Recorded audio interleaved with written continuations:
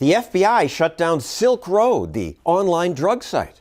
They called that a major victory over drug abuse. Silk Road generated more than $1 billion in illegal business. The most sophisticated and extensive criminal marketplace on the internet today. Because people bought drugs on the site anonymously, Silk Road's founder had bragged, the state is unable to get its thieving, murderous mitts on it. But he slipped up. He accidentally used his real name, Lyn Ulbricht, on an internet forum, and the state found him. The FBI has arrested the reputed mastermind of a popular online black market for drugs. Then Judge Catherine Forrest said because Silk Road was a black market of unprecedented scope, she would sentence Ulbricht to life in prison with no possibility of parole ever. He said, Mom, it's a death sentence. It just takes longer. And he's right. This is for all nonviolent charges. She and others say it was unfair to lock Ross up forever for a nonviolent crime. But why should we care? Who was Ulbricht anyway? He seemed nice enough. Pretty sure I want to start a family in the next 5 years. As a kid, he was a quiet nerd, then an Eagle Scout, excited to go to college. But in college, he became a libertarian, and he wrote, I want to use economic theory as a means to abolish the use of coercion.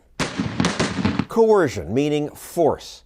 He viewed laws against drugs as coercion, force that stops peaceful people from living the way they want.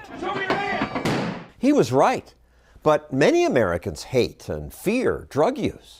You're breaking up the social fabric of our country. They applauded when the judge announced Ross would be in jail forever. This is a judge who finally got it right. Right. Mm-hmm. All right. We all agree here on that? Concur. Life in prison without parole? Yep. Anybody else, any of the wise guys want to do it? That's what you're going to get. Give me a break. Prison without parole is not going to stop the sale of drugs. We should have learned that from America's attempt at alcohol prohibition. Once you're an adult, if you want to buy intoxicants, it should be your right. Where that's legal, sales are done without violence, and the products sold are safer. This is your brain on drugs. Yes, many drugs are dangerous. Some who bought drugs on Silk Road died. At least 6 people died. His mother said non-violent guy. No.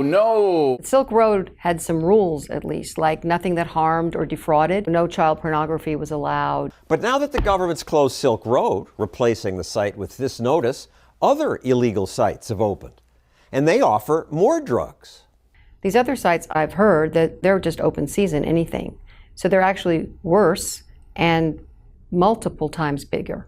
She'd actually never seen them, so we used the web browser Tor to show them to her. It's not like they got rid of these things. Here's another one. And by the way, Silk Road had 12,000 listings when it was taken down. The new sites offer more than 100,000. So I guess they weren't scared by Ross's life sentence, as the judge said. But law enforcement keeps bragging about successes. The dark net is not a place to hide. Here's Attorney General Sessions announcing that they'd shut down another website. We will use every tool we have to stop criminals from exploiting vulnerable people. But the shutdowns hardly make a difference.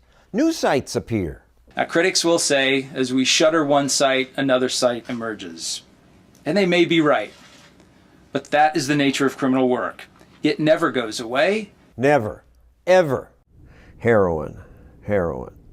So they didn't stop anything. No, there was a spike after the sentence was given. It had the opposite effect. It's a travesty, what's going on. Still, I find it hard to support her son since he was also accused of trying to kill people. A murder for hire plot. Trying to hire a hitman. It's completely digital evidence and hearsay, basically, by the government. Ulbricht suspects an undercover cop planted those messages. A mortgage company will not take a screenshot of a bank statement because they know how easily faked it is. No one was actually killed, and the government didn't charge Ulbricht with murder for hire in his trial. But let's just say, for argument's sake, that everything is true. The typical sentence for murder for hire when there's no murder, because there were no murders, to be clear, is 10 years. Double life plus 40 years without parole for a young guy who, was a zealot. He was a libertarian. He believed in free markets and volunteerism. He is not a dangerous person. No American is safer because Ross Ulbricht is in jail for life. He's just one more casualty of our failing drug war. Drug dealers shoot each other, shoot bystanders, and corrupt whole neighborhoods. Police search warrant! The police risk their lives and sometimes kill innocent people. Locking up Ulbricht won't make anything better. The drug war does much more harm than any drug.